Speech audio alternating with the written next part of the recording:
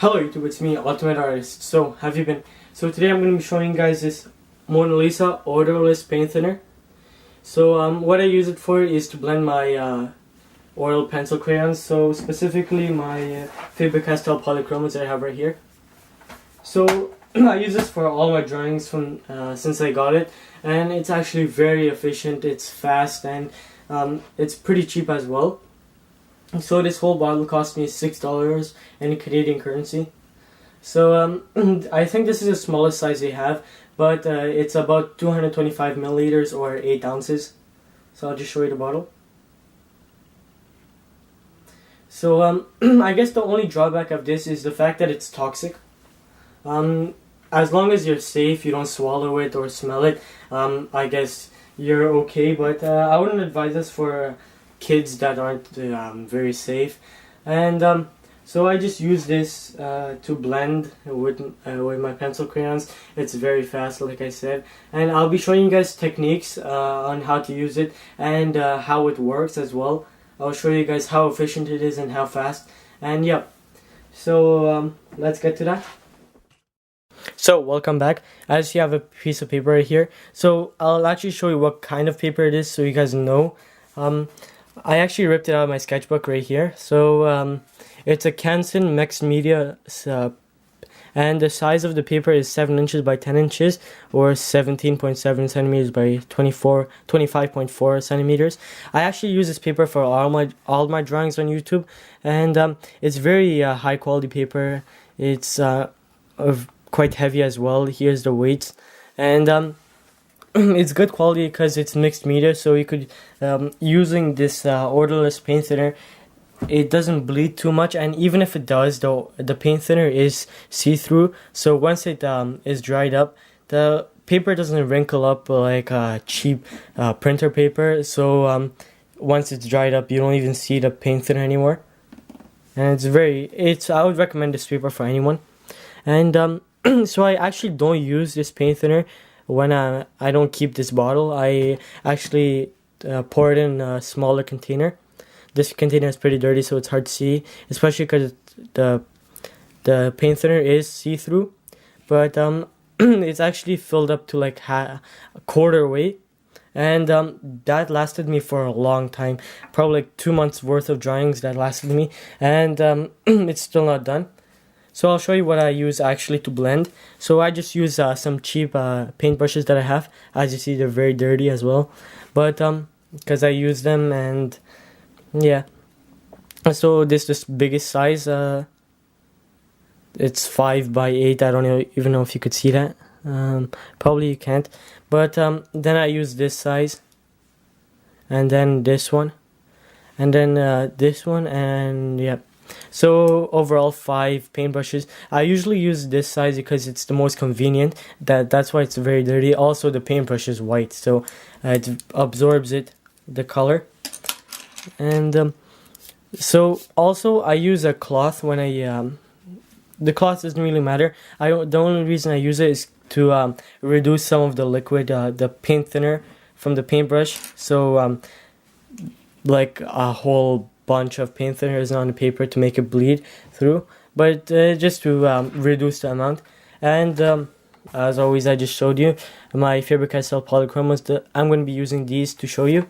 So what I'm going to be doing actually is dividing this paper into 8 or 10 parts, and I'm showing you different techniques and different stuff that happen, like how to actually use this.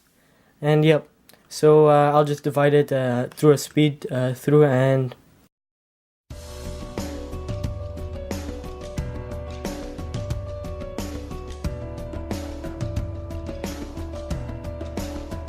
so as I just did categories. So one color, I just decided to write color in 2 ways, with the U or without a U, just because American way and then Canadian way. So 1 color, 2 color, 3 color, 4 color, and then I'm going to be showing you guys the durability of a pencil, how it deals with ink, and if you could erase with it. And also I'm going to add a lot on this part just to show you guys that it's pretty bleed proof, especially the paper in this case. But also I'm going to show you guys that once it dries up, it's very hard to see it, and it's pretty see-through as well. the paint thinner. So for my colors, I decided to use gray because a lot of people blend with gray to change the color up a bit. I decided to use also red, yellow, and then a turquoise blue. So pretty much like the primary colors and then a gray. So for color 1, I guess I'll change it up a bit, but I'll use this turquoise. So I'll just go harder on the bottom. So just light, and then on the bottom part I'll press a bit harder to show you guys that it still works. I mean, you wouldn't really necessarily press harder because you're blending with multiple colors, but just show you guys that it works either way. And that's with one color, so it's just one color 2 times. And now with 2 colors, I'm going to be using these 2, so yellow and red. So I guess, I don't know, probably the bottom part I'll do a rather harder press, and then the top softer, a lighter. So here I'll make the 2 colors go like into each other, I guess. So that's light, and then pretty hard.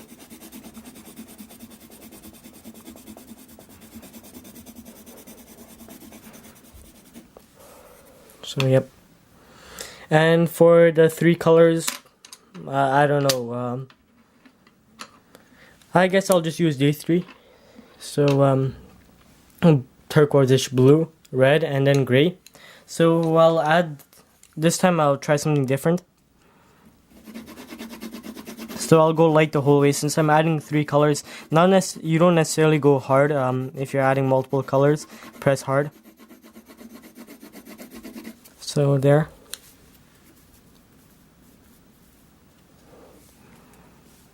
And also I have this thing underneath it, just because of the fact that sometimes if you add a lot, it bleeds through, and I don't want like paint thinner on my desk. So yeah. So then that's red and blue, and then I'm gonna add gray. I guess this isn't such a good idea because the gray won't really affect it, but I'll add it halfway. So half of it will have gray, and then the top half won't, and you'll see the difference. And also for these, I'll be like blending half of them, so you could see the difference once you blend it and once you don't. So obviously for 4 colors, I'll just do all of them. So like I said, I'm going to be blending like half of the colors, and then the other portion of it I'll just leave it like that, just to show you that after you blend there's actually a difference. It's not the same. It looks much more smooth and not very greeny as well. I actually love when it blending, and it makes the painting look so much better, or drawing. So I'm just doing it very fast. Obviously in my drawings I don't have a big blob or a big square to color. I'm usually more precise on them because it's smaller areas, but here I guess I could just go easy and just color very freely.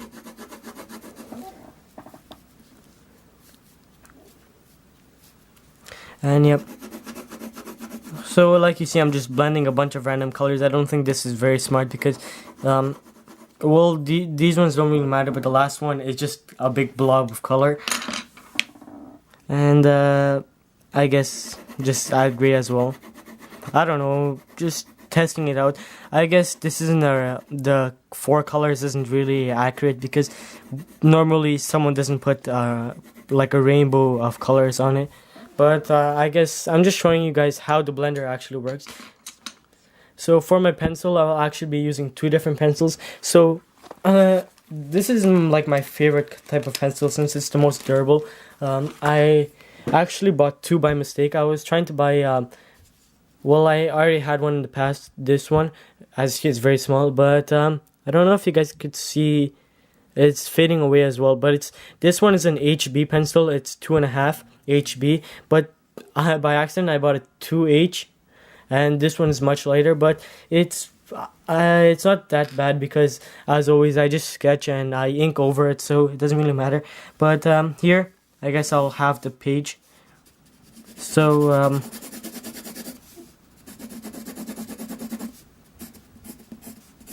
I don't know, just adding a bunch of pencil lines to show you that really it doesn't blend the pencil too much, so you don't have to worry. And I think it's usually oil that it blends. So like you see, one is darker than the other. Like this one you could barely see, and that's kind of a mistake I did. But for ink, I'm going to be using 3 different kinds.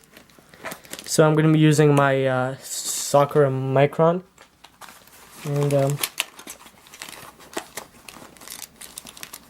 and 2 different Sharpies. So a rather regular size Sharpie and then a thin Sharpie. So I'll just divide it up the page. This is very fast, but yeah. So this is Micron, regular, Sharpie, and then thin.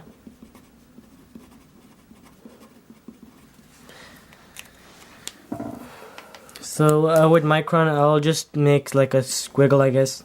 I don't know, just make some random lines. Doesn't really matter how the lines look. Obviously, you let the Micron dry. Any of the inks, you let them dry, so just a rather accurate representation. So just making some random squiggly lines, and also the thin Sharpie. The Sharpies and all these markers are actually permanent, so if you are using a washable marker, probably the paint thinner will wash it away. But because these are permanent, and I know a lot of people use permanent markers or waterproof markers, so I don't know. And eraser, what I'll do is I'll just add a bunch of color to it. So like this red. And then I'll make a blob of just pure color, where I'll blend this whole circle kind of thing. And I'm gonna erase it. Actually, I should add maybe a pencil mark in it. Right here, I'm gonna add to show you, and also to show you that you could erase over the paint thinner, and it's not like a water erase proof. So this part I'll just add a bunch of paint thinner on it. So yep. So I'm just gonna take this out. As you see, there's some liquid in it. You actually don't need a lot of liquid for this.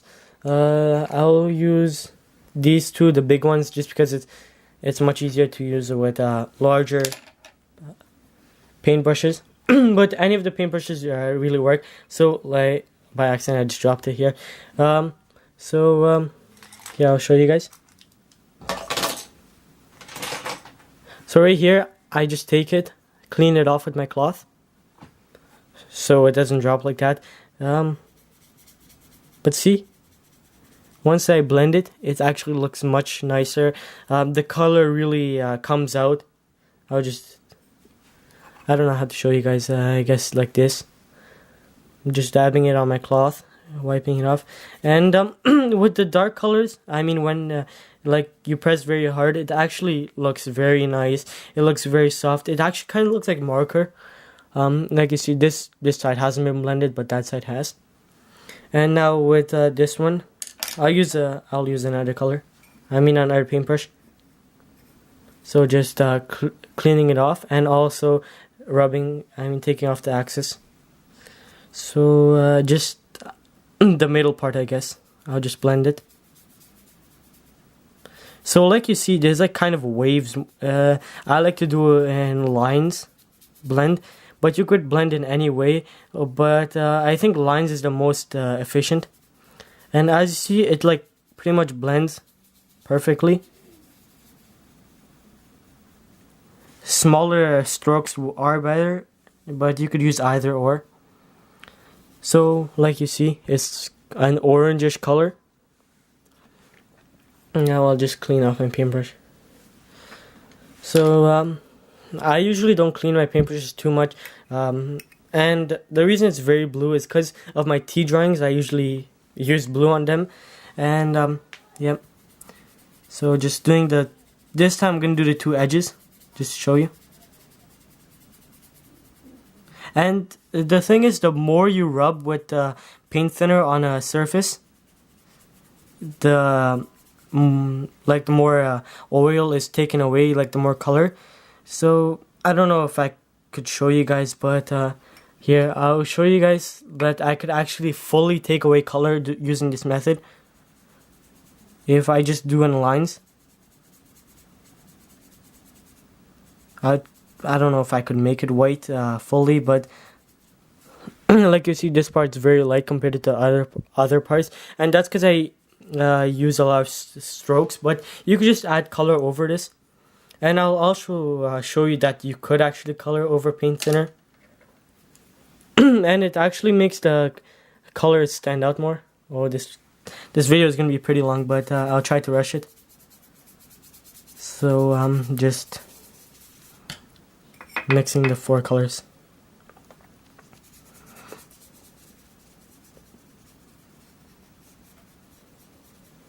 There. So like you see, it's just less grainy. The color is less grainy, and I'll use a different paintbrush for the pencils and inks, just because those ones are rather big, and yeah. So for pencil, I'll just show you that it doesn't really blend the pencils too much. All it's doing is, the gray is actually the paint thinner itself. I will actually be showing you after an hour how it looks, how all these look, so you guys could see like the long run. So I'm just gonna, that's actually a lot I added, but you'll see that after adding a lot of paint thinner, the pencil actually doesn't even go away, it doesn't even blend, even if I try to blend it a lot, like you'll see right here. I'll keep continuously blend it, but it doesn't go away. So I'm pretty sure this only works on oil pencil crayons, maybe wax, I don't know. But here, I'm going to be doing it on the micron. So I'm just adding paint thinner on it, but nothing, it's not going away because it's permanent. So I'll actually add a lot more on this side. So like you see, it's not going away. And I'll also bring the paper up close in a few minutes, just to show you. So the permanent marker. Like I said, the gray, because it's gray because of the paint thinner reacting to the paper. But yeah, after an hour, if the gray is still there, then I guess it might have blended a little. But I tried this with myself, and yeah, it's actually very nice.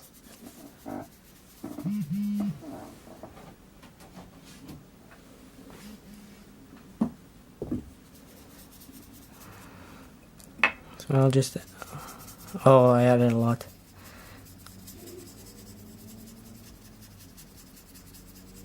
Also, this part I'll do in an hour, and I guess for the bleed proof, I'll just add a lot.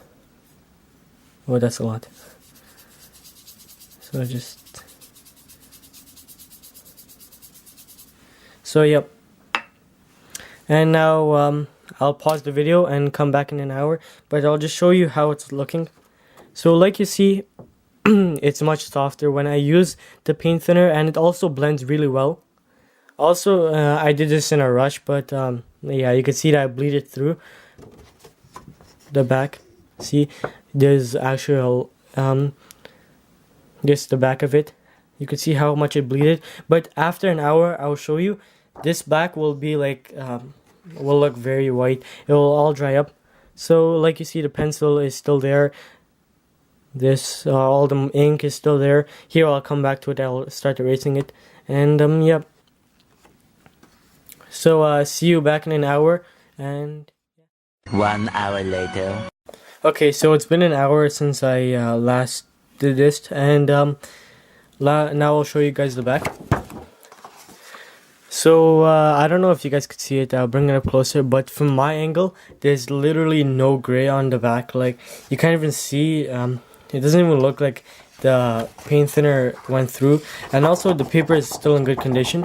Like it's not wrinkly. And here I'll just show you how everything turned out. So everything's dried up now, and in my opinion, it looks like, I don't know, like a pastel, or like the whole medium changes, and it actually looks very soft and nice. And I'm very happy that I found out this new technique. So now I'll show you some stuff. So like I said, I was gonna go over and show you that you could actually color over once you put the paint thinner. So right here, and it actually comes out brighter and like darker once you color over it. So right, see, you could actually color over it. I'll show you with a few other ones just to. So here, I guess I'll just go over with everyone. I don't know if this can come out that well. But as you guys could see, that the paint thinner is actually amazing. Like, it's probably one of the best things I've found to date. And it saves a lot of time for me, and also money, because I would have to waste a lot of money. Before I would use like a white pencil or something like that to blend, but now I don't need that because I have this paint thinner, and it also saves a lot of time. But the thing I don't like about the paint thinner is it's a little hard to control, because it's obviously like painting, but still, even that, it's not too bad. So I'll just show you with a pencil that you can actually go over it. It's not going to show too much. And also, I'm just going to use one of the inks, the Micron. They're all the same, they're all permanent, but this one is probably the best quality one out of the four. So just write, I don't know, just squiggle something. See, as you see, it actually works perfectly fine. It's as if you're like using it on paper.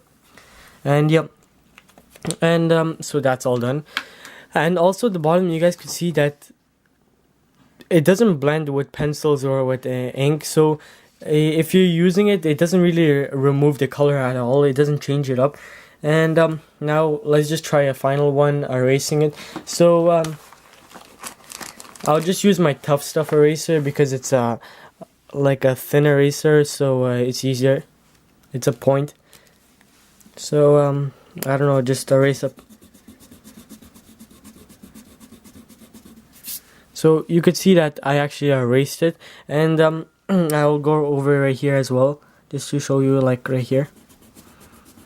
It actually erases really well. Well, it's not perfectly white, but it still removes a lot of the color, and it's just because even without the paint thinner, my pencils are very strong. They're good quality, because they're expensive. I guess they're like either go big or go home, but yeah, because of that, they're strong pencil crayons. So that's probably the reason. Also, in general, you can't really erase pencil crayons like that.